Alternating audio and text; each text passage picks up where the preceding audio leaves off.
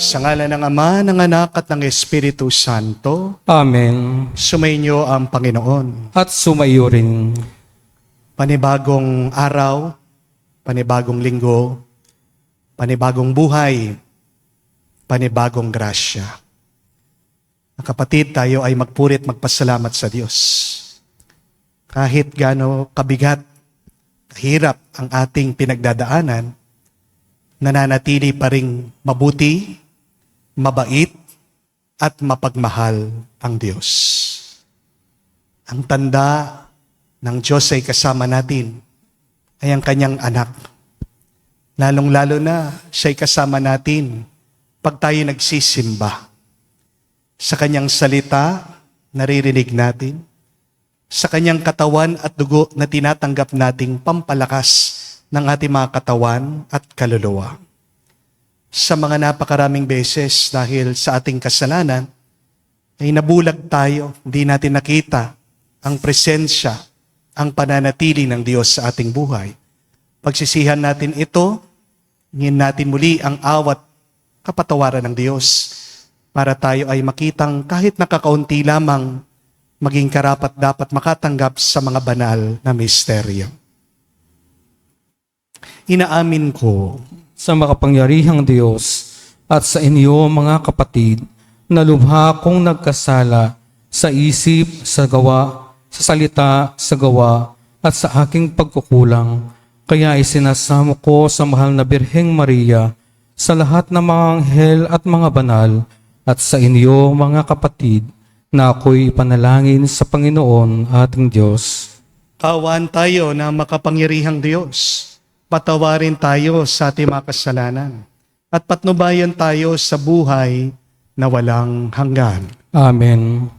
Panginoon, kaawaan mo kami. Panginoon, kaawaan mo kami. Kristo, kaawaan mo kami. Kristo, kaawaan mo kami. Panginoon, kaawaan mo kami. Panginoon, kaawaan mo kami. Manalangin tayo. Ama naming makapangyarihan, kalugdan mo kami at pagbigyan na magkamit ng kaloob mong karagdagan upang sa maalab naming pananalig, pag-asa at pag-ibig, kami mamalaging tumatalima sa iyong kautusan. Sa pamagitan ni Jesucristo kasama ng Espiritu Santo, magpa sa walang hanggan. Amen.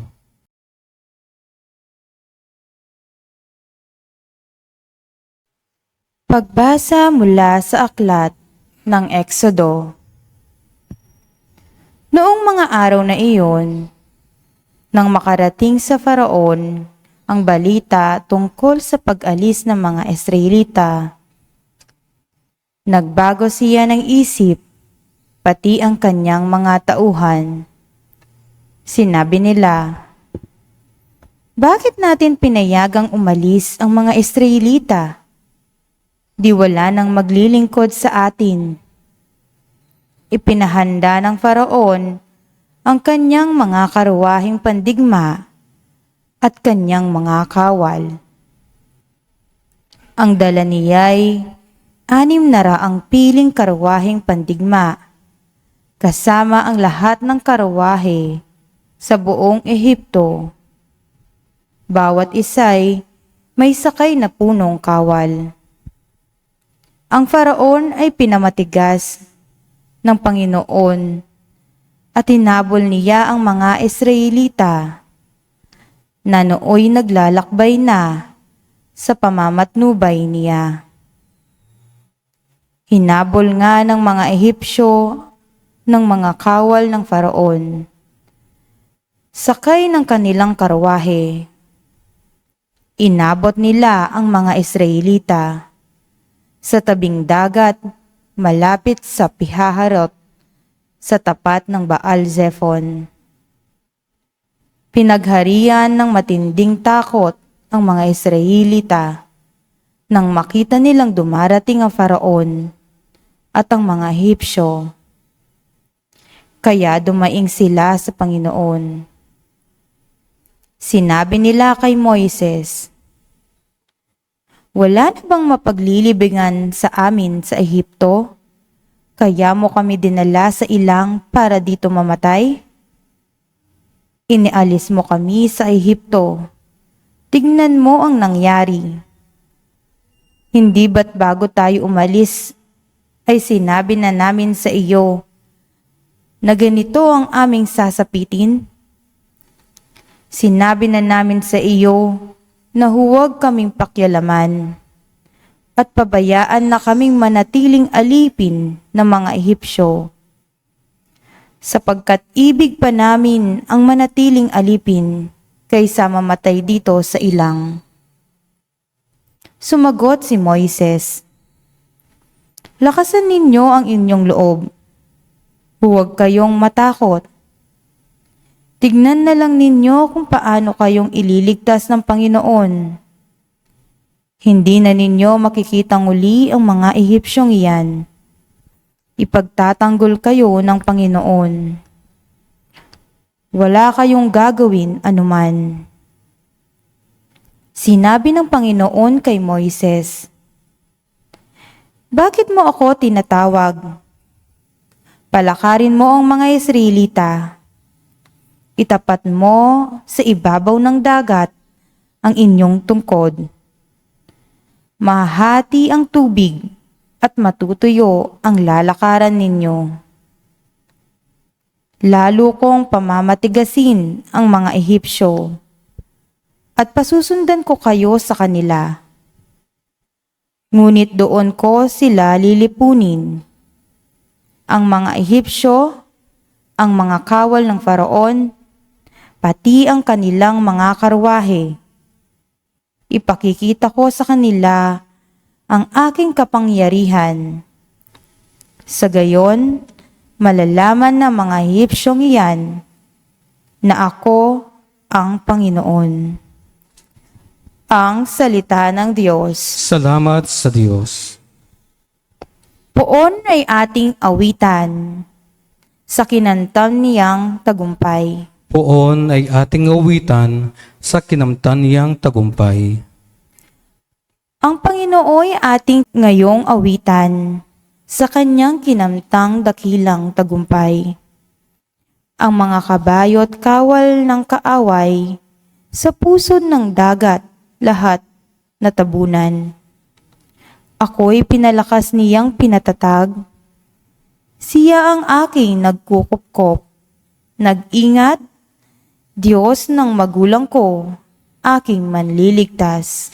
Poon ay ating awitan sa kinamtan niyang tagumpay. Siya'y mandirigma na walang kapantay. Panginooy kanyang pangalan.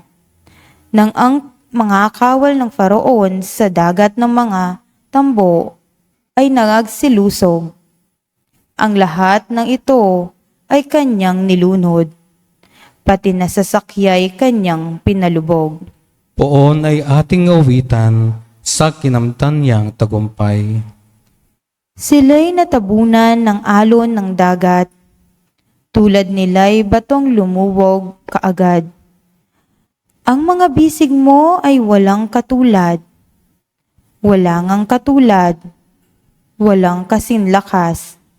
Sa isang ampas mo, kaaway nangalat. Nangadurog man din sa iyong mga palad. Poon ay ating awitan sa kinamtan niyang tagumpay.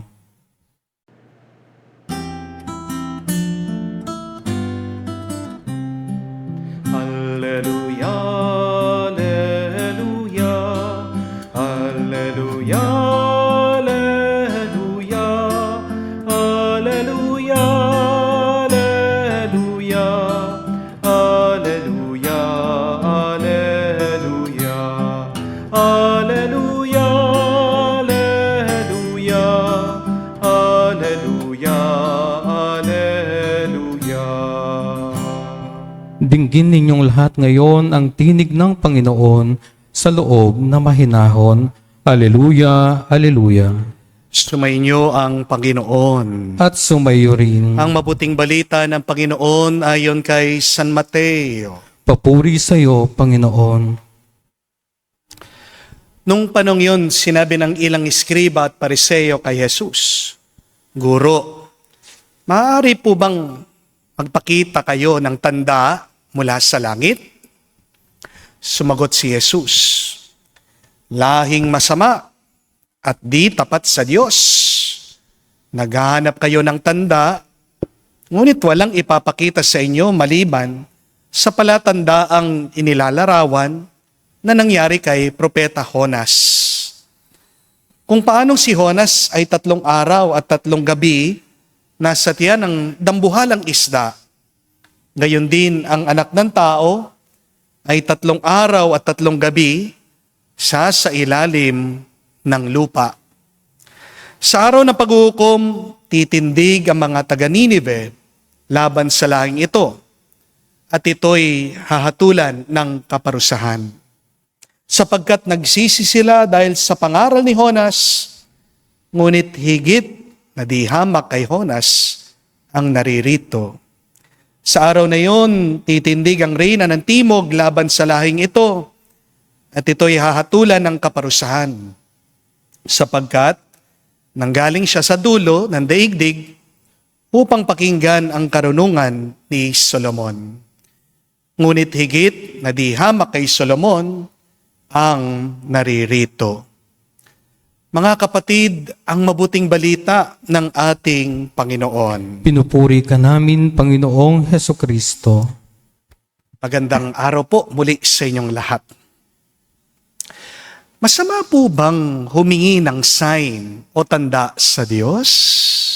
Marami po kasi sa atin, minsan kapag nagdadasal, humihingi ng sign sa Panginoon. Di po ba? Nagtatanong, Lord, hihiwalayan ko na ba itong asawa ko?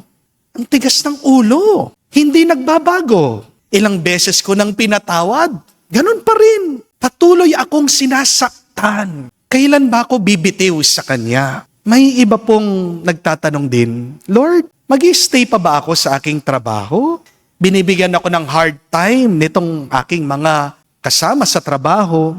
Dapat na ba akong maghanap ng ibang trabaho? Sign ba itong masama nilang ugali na kailangan ko ng tumigil dito sa aking ginagawa?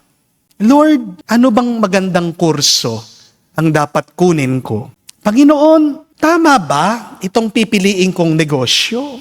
Magsasucceed ba ako dito sa business na ito? Kung babalikan po natin ang Ebanghelyo, para bang sinasabi sa atin na masama ang humingi ng tanda sa Diyos? Di po ba? Kasi sabi ni Jesus, an evil and unfaithful generation seeks a sign. But no sign shall be given to it except the sign of the prophet Jonah. Masama ba talaga ang humingi ng tanda sa Diyos? Pero bago po tayo makonsensya, dahil pag tayo'y nagdadasal, humihingi tayo ng sign sa Kanya, tingnan muna po natin yung konteksto. Bakit sinabi ng ating Panginoong Hesukristo ito? Ang kinakausap talaga ni Jesus dito ay yung mga eskriba, yung mga pariseyo. At sino ba itong mga taong ito? Sila yung mga haters, sila yung mga bashers, sila yung mga hindi naniniwala sa ating Panginoong Hesukristo. Kasi kahit na napakarami na niyang ginawang himala, kababalaghan, ayaw pa rin nila na manalig sa Kanya. Mga kapatid, magkaiba po yung humihingi ka ng sign dahil wala kang paniniwala. Dun sa humihingi ka ng sign kasi nagpapagabay ka lang sa iyong buhay. Wala pong masama kung humihingi ka ng sign sa Diyos. Lalong-lalo na kung nalilito ka, naliligaw ka, nagpapatulong ka lang sa ano ba dapat ang kailangan mong gawin sa iyong buhay. So be aware when you ask for a sign. Do you ask for a sign from unbelief? Or do you ask for a sign because you just want to be guided? Kung talaga pong masama ang humihingi ng tanda sa Diyos, dapat hindi na sinabi ni Jesus na merong mga kaakibat na tanda ang mga naniniwala sa Kanya. Di ba? Those who believe in me, Jesus said, signs will accompany them. They can exorcise evil spirits. Makakapagsalita sila ng iba't ibang lengguwahe at wika. Hindi sila malalason ng mga ahas kahit na hawakan nila ang mga ito. Sabi pa nga ni Jesus sa Ebanghelyo ni San Juan, kung hindi natin kayang maniwala sa kanyang salita, maniwala tayo dun sa tanda ng kanyang mga ginagawa. Kaya nga po, hindi po makasarili, hindi po masama na humingi ka ng sign sa Diyos. Lalong-lalo na kung sincere ka naman, humihingi ka ng guidance sa Panginoon. Pero konting ingat lang po ha, kapag humihingi po kayo ng sign, sana marunong ka namang makiusap sa Diyos. Sana nagpapakumbaba ka sa Kanya. Kasi ang paghingi mo minsan ng sign sa Diyos ay pwedeng maging isang uri ng paggamit mo sa Diyos. Halimbawa po, kung sasabihin po ng isang babae sa isang lalaki, alam mo, mahal kita. Sasabihin po ng lalaki, talaga? Sige, patunayan mo nga kung talaga mahal mo ako, magsiping tayo. Tingnan niyo po yun. Diba? Asking for a sign can be a way of manipulating God. Kapatid, baka makalimutan mo, ang Diyos mas mataas kesa sa iyo. Ang Diyos mas malakas kesa sa iyo. Ang may kapal ay mas matalino, mas marunong kesa sa iyo. Hindi po utusan ang Diyos. Galangin mo naman ang Diyos. Huwag mong gagamitin ang Panginoon dahil hindi ka ang boss. Yan madalas nakakalimutan natin. Kala natin tayo ang boss. Di po ba? Kung hihingi kayo ng sign sa Diyos, dapat meron naman pakisabi, pakiusap. At kung hihingi ka ng sign sa Diyos, kung binigyan ka, tanggapin mo, magpasalamat ka. Kahit na anong ibigay sa iyo, yan na yan. Paniwalaan mo, sundan mo yan. Minsan kasi, may binibigay pong sign ang Diyos sa atin. Ang tigas ng ulo natin. Pinipilit pa rin natin ang gusto natin. Di po ba? Kamukha po nung isang kwento tungkol sa isang lalaki. Hindi po niya alam kung anong gagawin sa kanyang buhay. Nagdadasal daw siya. Sabi niya, Lord, magpapari ba ako o mag-aasawa? Bigyan mo naman ako ng sign. Nakakita po ng piso, no? Naglalakad. Sabi niya, Lord, itatapon ko yung piso. Kapag nahulog yan, kara, ibig sabihin, mag-aasawa ko. Pero pag tinapon ko, nahulog, lumitaw, krus, ibig sabihin, magpapari ako. So, ginawa po niya. Tinapon, paikot-ikot, itong piso, nahulog, anong lumabas? Krus. Nung ibig sabihin, magpapari siya. Alam niyo, sabi niya, nagdasal ulit, Lord, trial lang yun Isa pa, sabi niya. Anong ibig sabihin? Ayaw talaga niyang magpare. Di po ba? Gusto talaga niya mag-asawa. Bakit pa siya humihingi ng sign? Kasi ang gusto niya, sumang-ayon ang Diyos dun sa gusto niya. Di ba? Ganyan tayo. Aminin niyo. Nagdadasal tayo. Meron na tayong desisyon Meron na tayong gusto. Gusto lang nating sumang-ayon ang Diyos dun sa gusto natin. Pero ang tanong ko, sino ba talagang masusunod? Ikaw o ang Diyos? Kapag sinusundan mo ang Diyos, ang tawag diyan, kabanalan. Kapag sinusundan mo yung gusto mo at hindi ang kanyang gusto, anong tawag diyan? Alam nyo, kasalanan. Di po ba? Pero nagkakamali tayo madalas. Dalas, nagdadasal tayo kapatid. Kasi gusto nating makuha yung gusto natin, hindi ang gusto ng Diyos. Hindi po ganyan ang panalangin. Kapag nagdadasal ka, dapat makuha mo, maunawaan mo, maintindihan mo, ano bang gusto ng Diyos. Amen? Bakit ka pa hihingi ng sign? Kung nagdesisyon ka na, wag kang hihingi ng sign sa Diyos kung hindi ka rin naman pala marunong makinig at sumunod sa Kanya. Amen? Kapatid, nagkakasala ka. Kapag humihingi ka ng sign sa Diyos, pero matigas pa rin ang iyong puso. Kasalanan sa Diyos. Kapag humihingi ka ng sign sa Kanya, pero bandang huli, ang susundan mo pa rin, yung gusto mo, hindi kanyang kagustuhan. Ask for a sign, yes. If you're confused, Ask for a sign, for guidance. Ask for a sign to know God's will. There's nothing wrong about that. Hindi masamang humingi ng tanda sa Diyos. Basta't hihingi ka sa Kanya na may pagpapakumbaba at kung susundan mo palagi ang Kanyang kagustuhan. Kapatid, mulat mo naman. Buksan mo ang iyong mata, ang iyong puso. Ang sign ng Diyos, nasa harapan mo na. Amen? Ang problema lang na napakarami sa atin, matigas ang ating ulo. May katigasan ng ating mga puso. Sana, pag nakita mo yan, yan ang iyong sundan. Dahil pag sinusundan mo ang Diyos, hindi ka magkakamali at yan ang nagiging daan para ikaw ay basbasan niya at mas pagpalain pa niya, hindi lang ngayon, kundi hanggang magpa sa walang hanggan. Amen. Tumayo po tayo.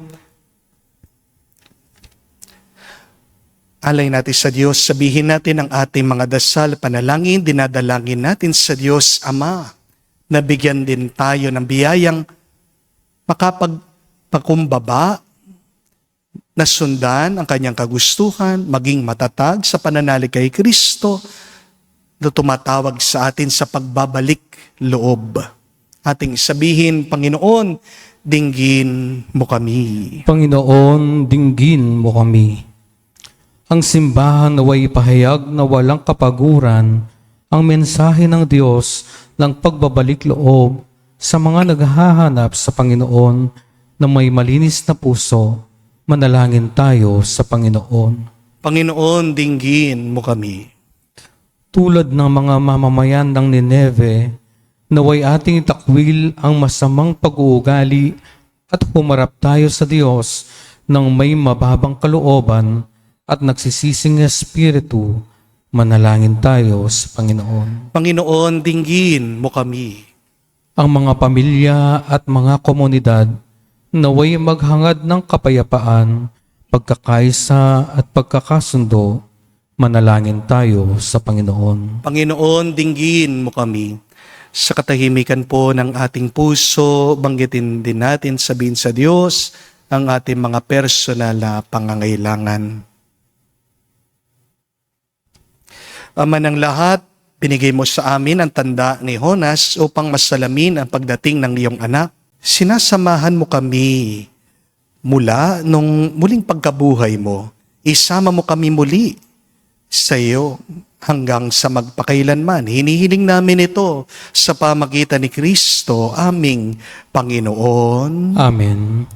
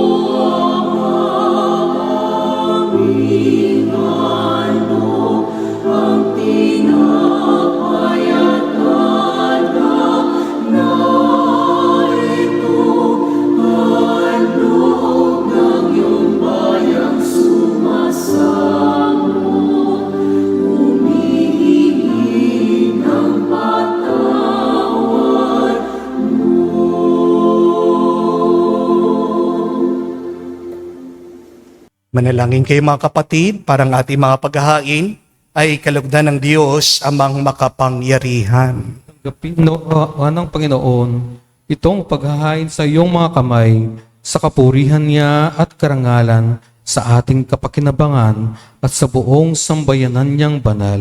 Ama naming lumikha, lahat ng iyong paghahaing pinag-utos ng araw ay iyong pinagtibay sa isang haing hantungan ng tanan.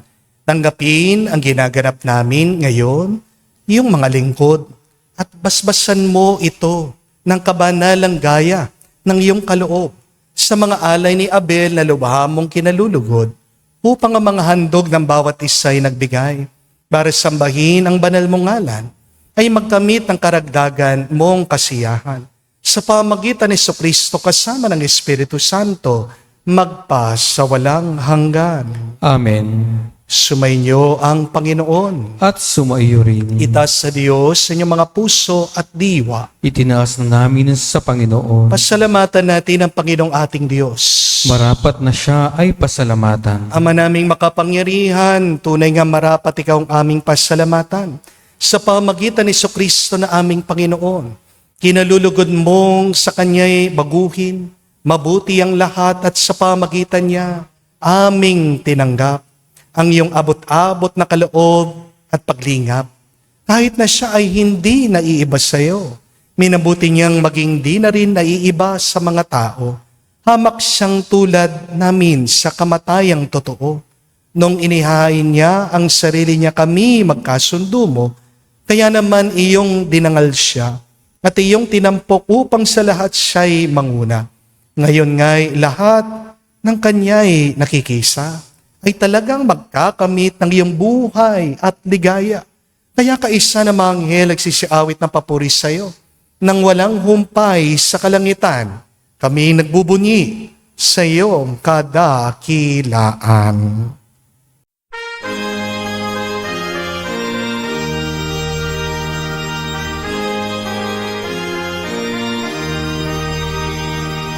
Santo, Santo, Santo, Panginoong Diyos ng mga hukbo.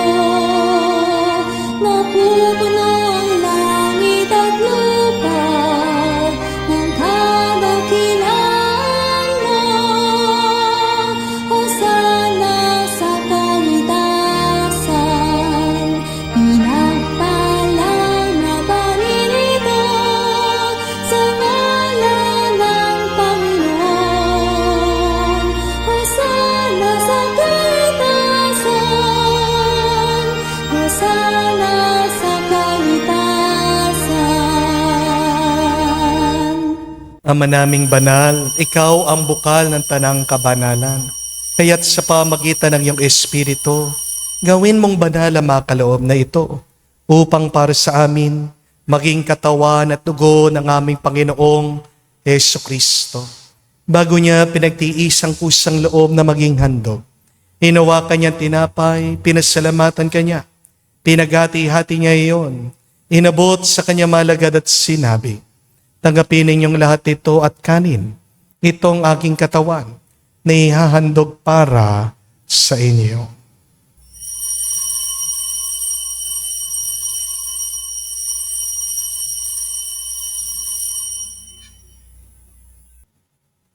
Gayon din naman nung matapos ang hapunan, hinawakan niyang kalis. Muli kanyang pinasalamatan. Inabot niyang kalis sa kanya malagad at sinabi, tanggapin ninyong lahat ito at inumin.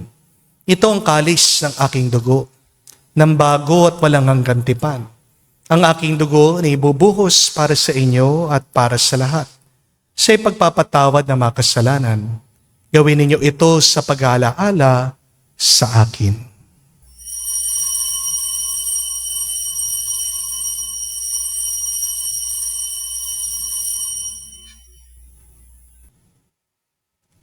Ang misteryo ng pananampalataya.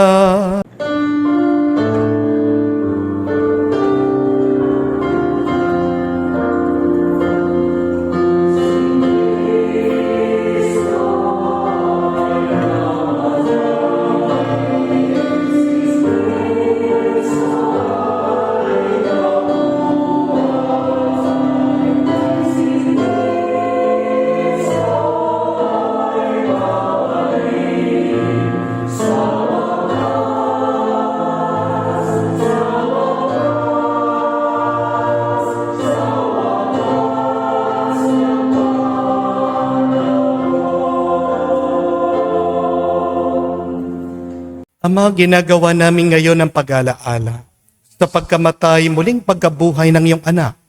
Kaya tinialay namin sa iyong tinapay na nagbibigay buhay at ang kalis na nagkakalob ng kaligtasan.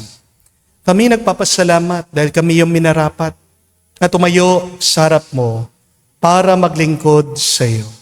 Sinasamo namin kami magsalo-salo sa katawan at dugo ni Kristo ay mabuklod sa pagkakaisa sa pamagitan ng Espiritu Santo. Ama, lingapin mong iyong simbahan, laganap sa buong daigdig. Puspusin mo kami sa pag-ibig. Kaisa ni Leon ang aming Santo Papa, si Florentino aming Arsobispo at ng Tanang Kaparian. Alalahanin mo rin ang aming mga kapatid na nahimlay may pag-asang sila'y muling mabubuhay. Gayon din naman lahat ng mga pumanaw. Kawan mo't sila't patuloyin sa iyong kaliwanagan. Kawan mo't pagindapatin kaming lahat na makasalo sa iyong buhay na walang wakas. Kaisa na mahal na Beren Maria, Ina ng Diyos, kaisa ni San Jose, ang kanyang malwalhating esposo, kaisa na mga apostol, lahat ng mga banal, na namuhay dito sa daigdig na kalugod-lugod sa iyo. May pagdiwang nawa namin ang pagpupuri sa kararangal mo sa pamagitan ng iyong anak, aming Panginoong Hesukristo. Sa pamamagitan ni Kristo, kasama niya at sa Kanya, ang lahat ng parangal at papuri ay sa iyo, Diyos Ama, makapangyarihan, kasama na Espiritu Santo, magpasawalang hanggan. Amen, amen, amen.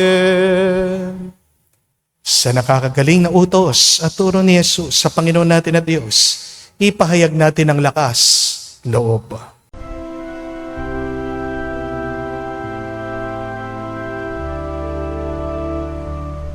Ama namin, sumasalangit ka, sambahin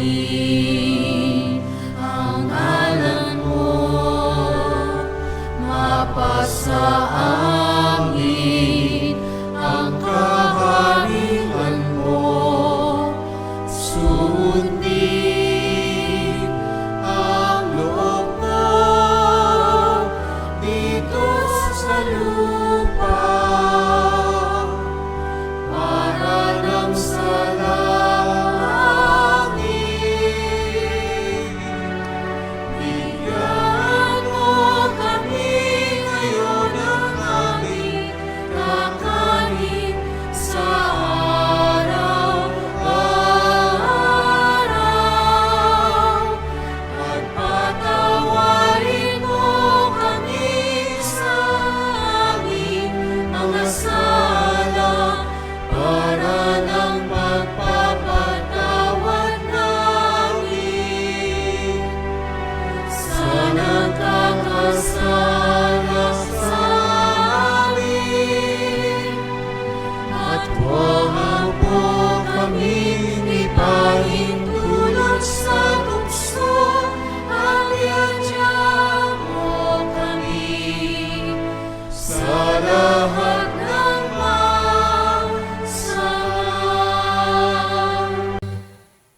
Hiniling namin kami iadya sa lahat ng masama, pagkalooban ng kapayapaan araw-araw, ligtas sa kasalanan, ilayo sa lahat ng kapamakan, samantalang aming pinanabikan ang dakilang araw ng pagpapahayag ng tagapagligtas naming si Hesukristo. Sapagkat sa iyo ang kaharian at ang kapangyarihan at ang kapurihan magpakailanman. Amen. Panginoong Hesukristo, sinabi mo sa mga apostol, kapayapaan ang iniiwan ko sa inyo. Ang aking kapayapaan binibigay ko sa inyo. Ngayon mong aming pananampalataya, at huwag ang aming pagkakasala. Pagkalooban mo kami ng kapayapaan at pagkakaisa, ayon sa iyong kalooban. Kasama ng Espiritu Santo, magpa sa walang hanggan. Amen. Kapayapaan ng Panginoon ay laging sumainyo. at sumaiyo rin. Magbigayan po tayo ng kapayapaan sa bawat isa. Peace with you po. Kapayapaan po sa inyong lahat.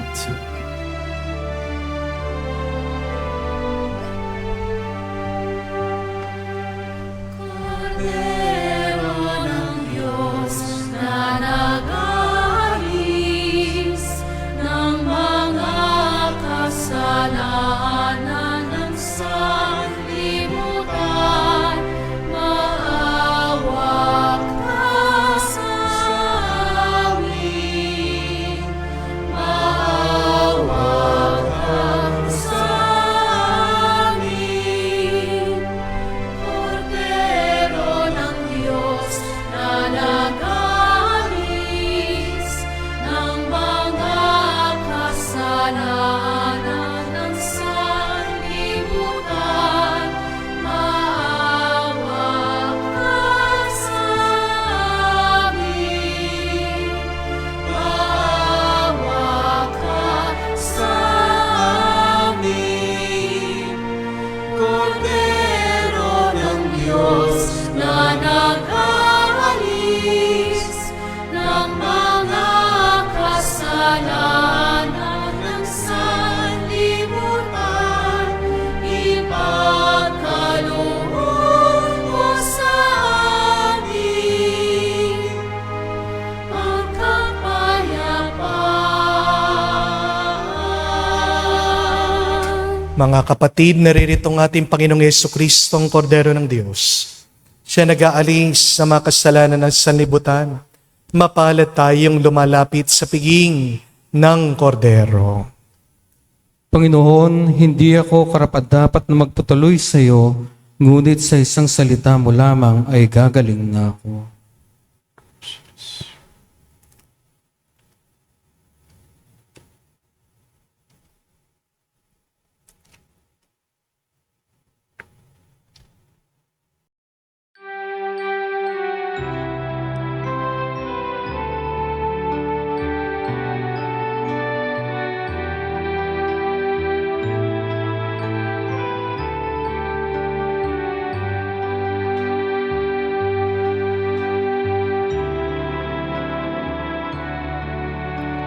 Alam mong pagkatao ko,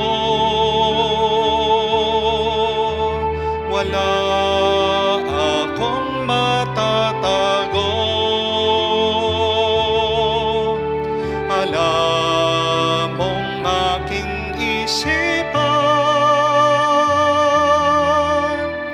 alam mo ang lahat ng ginagawa ko, O Diyos. Gabayan mo ko, Diyos, sa buhay na ito. Ilapit mo ako sa pagmamahal mo. Dalhin mo ko, Panginoon,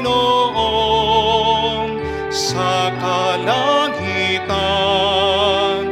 Buhay kasama mo.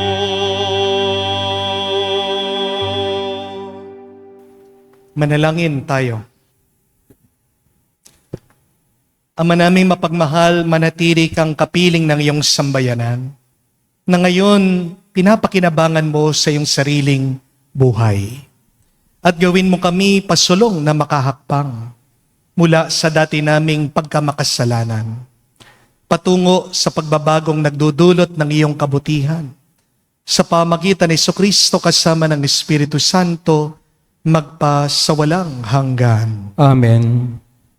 Muli po mga kapatid, paalaala na hindi masama ang humingi ng tanda sa Diyos.